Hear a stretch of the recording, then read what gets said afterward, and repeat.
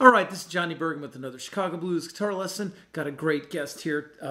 We've done a YouTube video before just of playing, but this is a part of the lesson, It Ain't Right, by Little Walter. And just a quick aside, this is Terry DeRune's guitar. He was sort of a mentor to Jacob. Absolutely. And Terry DeRune played on one of my favorite records, The Hustler by B. Houston, which you can refer to the lesson I did a couple years ago about that. And he played with a lot of greats, Guitar Shorty, lots of great people. Maybe we should play it a little bit slower just to sort of get, you know, or maybe we could play it up to speed a little bit, and then, I don't know. I don't know what we're going to do, but let's try it. Sure.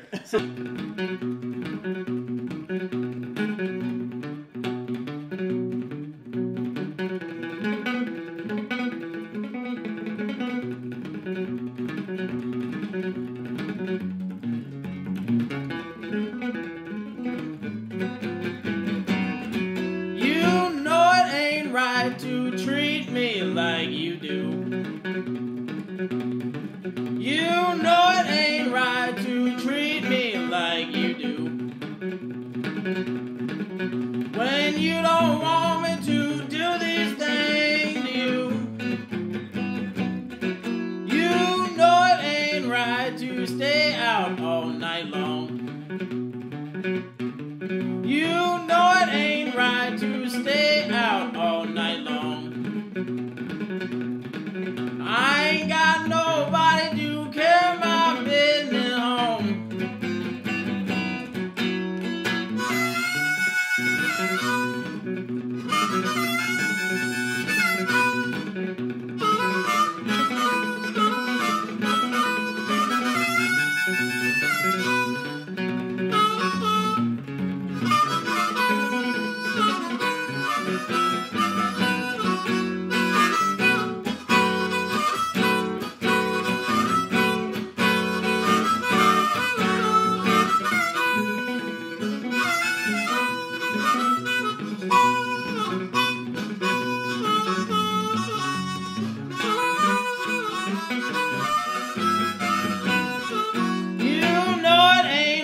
To say what you did.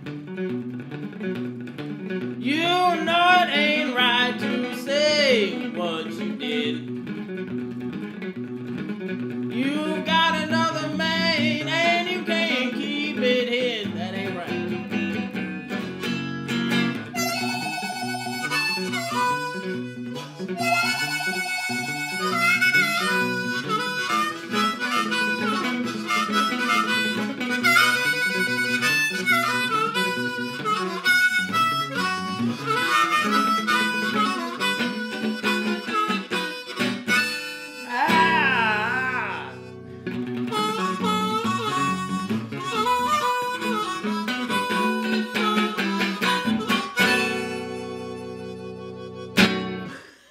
All right. Woo! All right. Lots going on in this song, It Ain't Right by Little Walter. So I think of this as in the B7th position. Not key, yeah, key, but the main thing is position. So your home that you keep going back to over and over and over again is this B7th chord that you learned around the campfire. It's a little V shape here. I'm going to assume you know this chord. And then the low E string. And so this is important for these turnarounds. You take this same low E string and D string and go.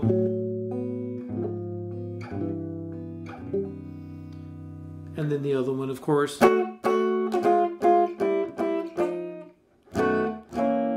I'm getting ahead of myself. So what I'm going to do is I'm going to try to play the Luther Tucker part and then put the Lockwood part on top of that. And Luther Tucker was probably very young when he did this. In his teens, he was Lockwood's student, and what a student he was. So the real key as far as getting this groove going is, so here's a B bar chord, right? Everything's going to be out of that. I would make this finger, second finger, comfortable, perpendicular to the frets. Work backwards to the second fret A string and out to the 4th fret and the 5th fret of the A string.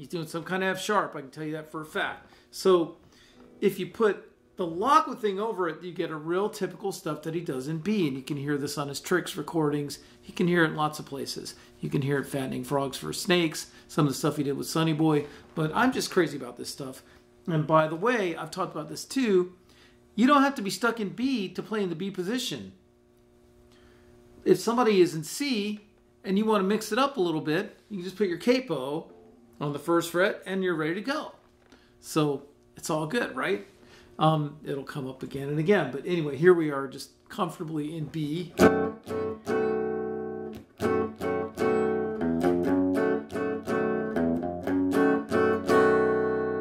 That's what he's doing. He's just walking up to that F sharp on the low E string. And then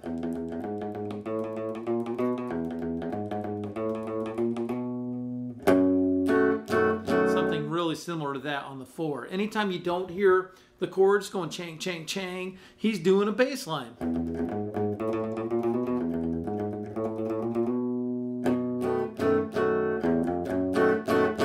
then he plays our new chord here. And then he's back to his chord.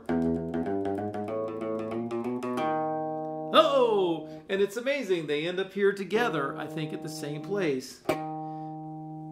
That's what I think is happening. If anybody has a different opinion, let me know. But I think this is what he does. So, from the 5. Because that's how he gets out of there. I mean, every time in the B thing, it's kind of like a set piece when he plays in B.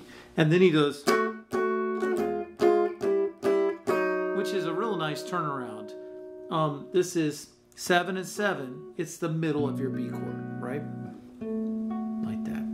7 D string, 7 B string. Do you see how that's the middle of a B bar chord? And go ba ba, go da da da, like. And then notice how you walk right into this B chord. You kind of traveled from one B to another B, and then you have this really cool turnaround. B7th with the low E string. That's it. That's the whole deal.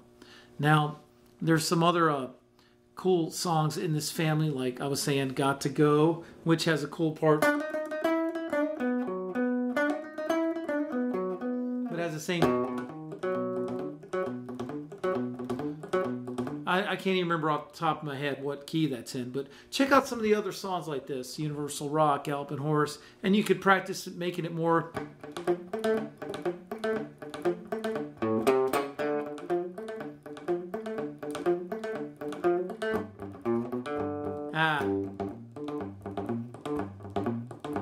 It's amazing to hear Earl Hooker do that. And that's when he goes.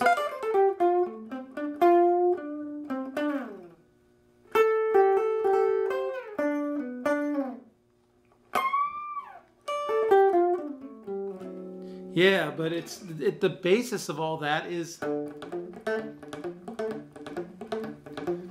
But I think probably the most technically difficult, cleanest picking, the hardest as far as really sustaining it evenly and the same all the way through and not dropping it is this one.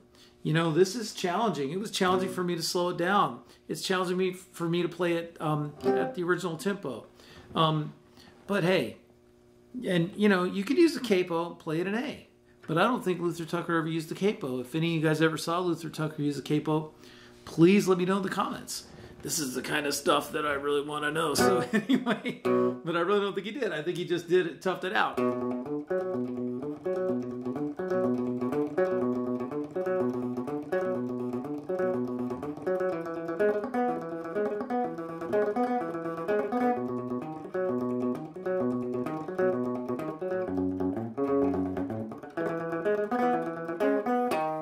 That's tricky. It's hard for me to tell what that is exactly, but I don't think he does that. But that's probably all it is, just like that. I almost hear this,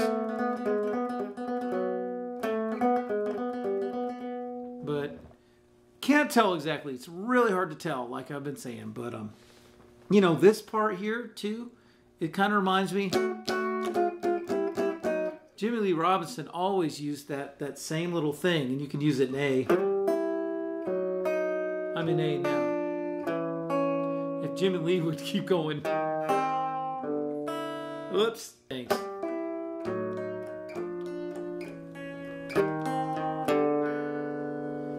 And, you know, that's how it sounds in E. I think I went out a little bit again. Anyway, I mean, so that's, you can take that same turnaround that's in this song. You can use it in A, you can use it in E, you can use it wherever you want. And it has an interesting quality to it. So, you know, hope you enjoyed this lesson. I hope it makes this song a little less challenging. Just, you know, you can slow stuff down on YouTube and just try slowing it down. Just do that. Tilt your pick. Don't bite into the string too much. Think about it. You're just skipping a rock.